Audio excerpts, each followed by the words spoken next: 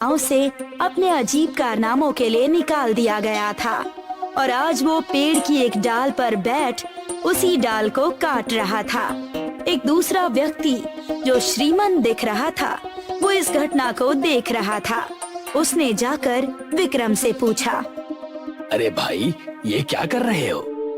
देख नहीं रहा कि डाल काट रहा हूँ।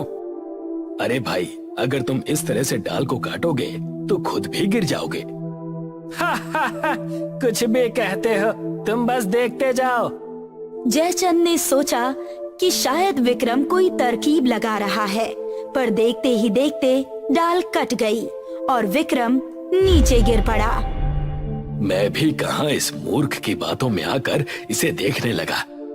हाय, बहुत दर्द हो रहा है, लेकिन देखा डाल तो कट गई ना।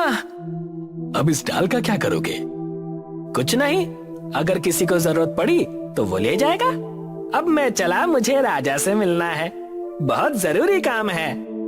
अच्छा, क्या काम है? तुम्हें क्यों बताऊं? राजा और मेरे बीच की बात है। ये कहकर विक्रम राज्य की तरफ बढ़ने लगा और जयचंद उसके पीछे पीछे जाने लगा। जैसे ही विक्रम ने राज्य में पैर रखे, वैसे ही वहाँ वर्षा शुरू हो गई। देखा कैसे मैंने आते ही वर्षा करा दी। मूर्ख, तो वर्षा अपने समय से हुई है, तुम्हारे आने से नहीं। पास ही के खेत में कुछ लोग थे। उन्होंने ये देखा और विक्रम के पास आकर कहने लगे, प्रभु, कौन है आप? इस जगह पर 1 वर्ष से वर्षा नहीं हुई और आपके आते ही वर्षा शुरू हो गई। धन्य है प्रभु, आप धन्य हैं। आपके दिव्य चरण इस गांव में पड़ते ही हमारे तो भाग्य खुल गए। आप इसी गांव में रहिए और कहीं जाइएगा नहीं। गाओ, मेरे गुणगान गाओ और सबको बताओ, विक्रम आ गया है और राज्य के दुख काट गया है।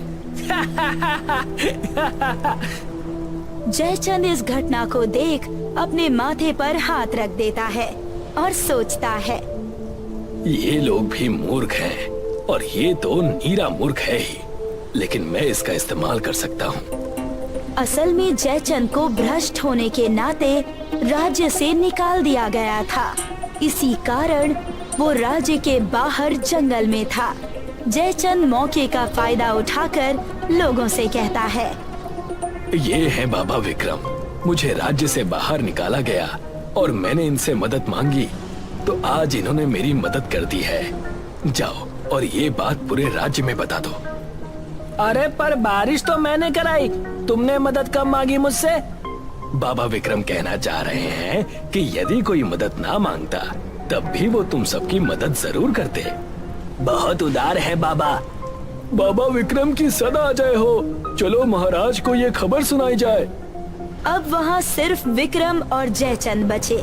अन्य व्यक्ति इस खबर को पहुँचाने राज्य में चले गए। बाबा विक्रम, कहो मेरे भक्त जी, आप अपने इस अनन्य भक्त को बताएं कि आप महाराज को किस कारण मिलने आए थे।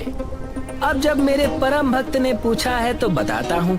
उनकी पुत्री का विवाह होने वाला है और मैंने सुना है कि जो उनकी कन्या को शास्त्रार्थ में हरा देगा वो उसी से विवाह करेंगी। अच्छा, तो आप उनसे शास्त्रार्थ में जीतकर उनसे विवाह करने आए हैं। बहुत ज्ञानी हो, मेरे बिना बताए ही समझ गए।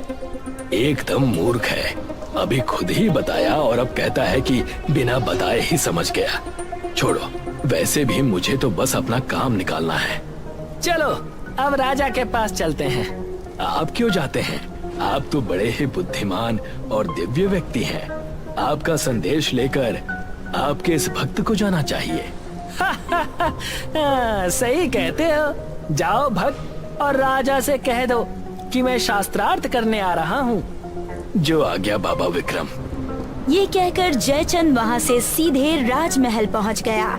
राजा की दरबार लगी थी और राजा के कानों तक विक्रम और जयचंद की खबर पहुँच गई थी। जैसे ही जयचंद दरबार में पहुँचा, उसने गुहार लगाई, महाराज आदित्यनाथ की जय हो, महाराज आदित्यनाथ की जय हो। महाराज, मैं तो वन में बिना किसी आशा के घूम रहा था कि तभी बाबा विक्रम ने मुझे एक नई आशा, एक नई उमंग दे दी। मैंने भी सुना है कि उनके दिव्य चरण पड़ते ही गांव के भाग्य खुल गए। इस बार मैं तुम्हें क्षमा करता हूँ, क्योंकि गांव की विपत्ति दूर हुई है और हर्ष का माहौल है। महाराज, बाबा विक्रम ने कहा है कि ये वर्षा उनकी तरफ से आपके राज्य को एक भेंट स्वरूप है। हम आभारी हैं। और क्या कहा उन्होंने? उन्होंने कहा कि राजकुमारी जी को वो शास्त्रार्थ में हराकर उनसे विवाह करेंगे। वो बहुत ज्ञानी होंगे, पर बड़े बड़े विद्वान मेरी बेटी से नहीं जीत पाए हैं। ठीक है, तुम उन्हें आज ही ले आओ। अब सारी चीजें जयचंद के अनुसार हो रही थी। उसका षड्यंत्र सफलता की कगार पर था। कुछ दिन बीता और समय आ गया था। जयचंद विक्रम को लेकर शास्त्रार्थ के लिए पहुंचा। वहां राजकुमारी मंदरा, राजा आदित्यनाथ और एक नया मंत्री किशन भी था। स्वयंवर का शास्त्रार्थ शुरू किया जाए। क्षमा कीजिएगा महाराज, लेकिन बाबा विक्रम का कुछ कहना है। आप वो पहले सुन ले, फिर ये स्वयंवर शुरू किया जाए। कहिए, क्या कहना चाहते हैं आप? विक्रम मौन रहा। ये देख मंत्री ने किशन से पूछा, कहीं मौन व्रत तो धारण नहीं कर लिया है आपके बाबा ने? बिल्कुल सही समझे आप मंत्री जी। आज बाबा का मौन व्रत है, इसीलिए वो बिना बोले यानी मौन होकर सिर्फ इशारों में शास्त्रार्थ करेंगे। बाकी अगर राजकुमारी चाहें तो वो आम तरीके से कर ले। आप किसी भी तरह से शास्त्रार्थ करें, हमें